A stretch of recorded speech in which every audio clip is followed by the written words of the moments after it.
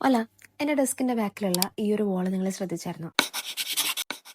Hooks വന്നിട്ടുള്ള ഈ ഒരു വാളിലാണ് ഇന്ന് എൻ്റെ പരീക്ഷണം. പിൻട്രസ്റ്റിലൊക്കെ ട്രെൻഡിങ് ആയിട്ടുള്ള ഈ ഒരു വാൾ ഷെൽഫ് കുറേ നാളെ ഞാൻ നോക്കി വെച്ചിട്ട് ഞാൻ ആദ്യം വിചാരിച്ചത് ഇതിൽ കുറച്ച് cute ceramic coffee mugs വെക്കാമെന്നാണ്.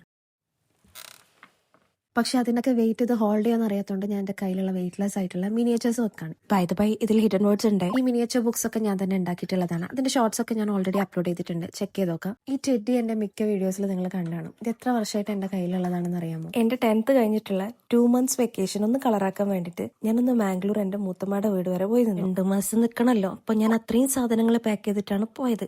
Guess what, 2 മാസം പോയിട്ട് 2 ആഴ്ച പോലും ഞാൻ അവിടെ തികച്ചു നിന്നില്ല. പക്ഷെ അതൊരിക്കലും അവരുടെ മിസ്റ്റേക്ക് അല്ല. അവിടെ നമ്മൾ 3 പേര് മാത്രമേ ഉണ്ടായിരുന്നുള്ളൂ, me, her and her husband, എന്റെ മൂത്ത.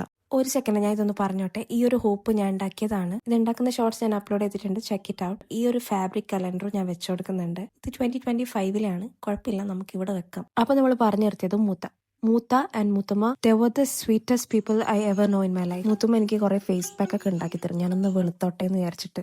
ആൻഡ് മൂത്ത ഷോപ്പ് വിട്ട് വരുമ്പോൾ എന്നും എനിക്ക് ഐസ്ക്രീം വാങ്ങിത്തരും, TV വെച്ച് തരും. പക്ഷെ TVയിൽ മൊത്തം കന്നഡ, എനിക്ക് എന്ത് കന്നഡ. എന്നെ കൊണ്ട് ആവുന്ന പോലെയൊക്കെ ഞാൻ മൂത്തുമ്മനെ ചെറുതായിട്ട് ഹെൽപ്പ് ചെയ്യായിരുന്നു. ആ ടൈമിൽ എൻ്റെ ഒരു വലിയ കഴിവായിരുന്നു ഈ അലക്കി വെച്ച ഡ്രസ്സുകളൊക്കെ ഒതുക്കി മടക്കി വെക്കാന്നുള്ളത്. ആദ്യം അലക്കി വെച്ചതായിരുന്നെങ്കിലും പിന്നീട് ആ വീട്ടിലെ ഒരുവിധം എല്ലാ ഡ്രസ്സുകളും ഞാൻ മടക്കി വെച്ചു.